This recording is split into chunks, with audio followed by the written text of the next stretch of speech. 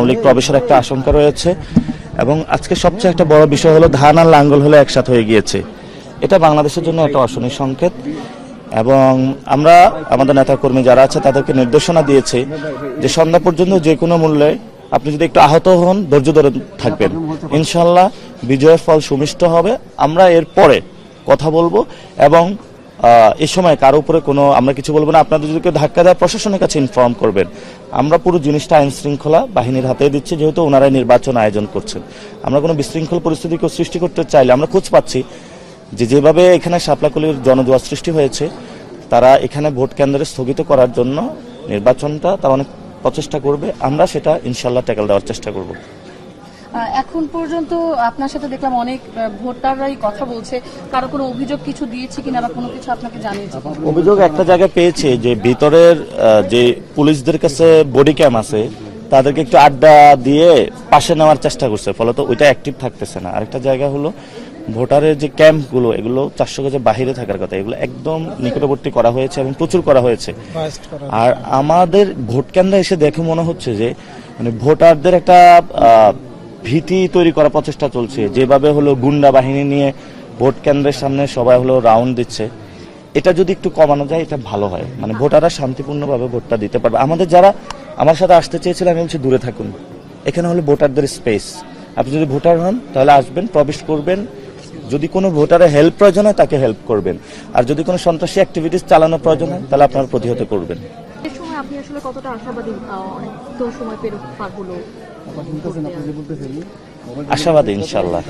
প্রায় 3.5 ঘন্টার মতো ভোট হলো। অধিকাংশ সেন্টারে আমরা দেখেছি 6 কিংবা 7% ভোট করেছে। আসলে প্রার্থী হিসেবে আপনি কতটা সন্তুষ্ট, কিংবা এই যে ধীর গতির ভোট এটা নিয়ে কি বলবেন?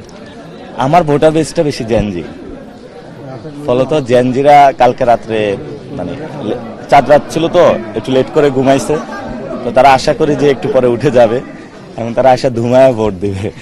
এবং তাদের সাথে কেউ যদি গ্যাঞ্জাম করতে চায় ওরাও গ্যাঞ্জামে চলে যাবে, তখন আমার আসলে কন্ট্রোল থাকবে না।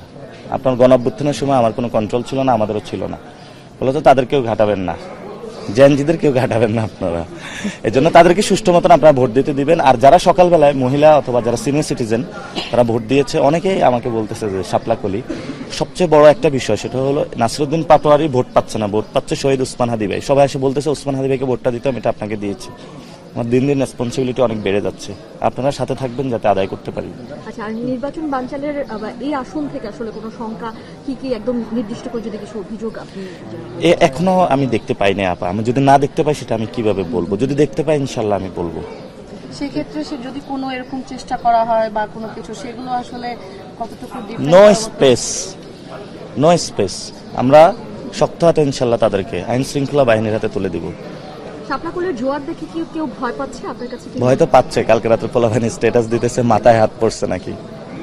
আচ্ছা, আপনি যে বললেন আপনার বেশিরভাগ ভোটাররা হচ্ছে জেনজি, এই যে কয়দিন ধরে সামাজিক যোগাযোগ মাধ্যমে নাসিরউদ্দিন পাটোয়ারি আগে যাচ্ছিল তার থেকে একটা ভিন্ন মাত্রায় পৌঁছেছে, সেটা আপনার প্রতিদিন আপনার ভিডিওগুলো বা আপনার যে অ্যান্সারগুলো, এই বিষয়টা আপনি এতদিন কিভাবে এনজয় করেছেন এবং এই সামনের দিনগুলোতে আসলে তাদের সাপোর্টটা কতটা জরুরি? গতকালকে একটু মানে অস্বস্তি লাগছে নিজের কাছে, আপনাদের সাথেও দেখা হয় নাই, ভোটারদের সাথে অত বেশি দেখা হয় না। বাসায় দাওয়াত খেতে গেছে কিন্তু উৎসব আমি যত ছিলাম না, আজকে আবারই সেটা রিদমটা ফিরে আসছে এবং এটা ভালো লাগছে। I am enjoying it.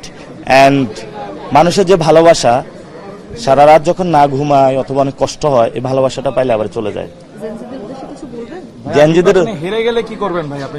যদি নির্বাচনে হেরে গেলে বা যদি এমন কোনো সংখ্যা আসে যে সেই ক্ষেত্রে আমাদের লড়াইটা আরো দ্বিগুণ করবো। এখন যে পরিশ্রম করে পরিশ্রমটা আরো বেশি করবো।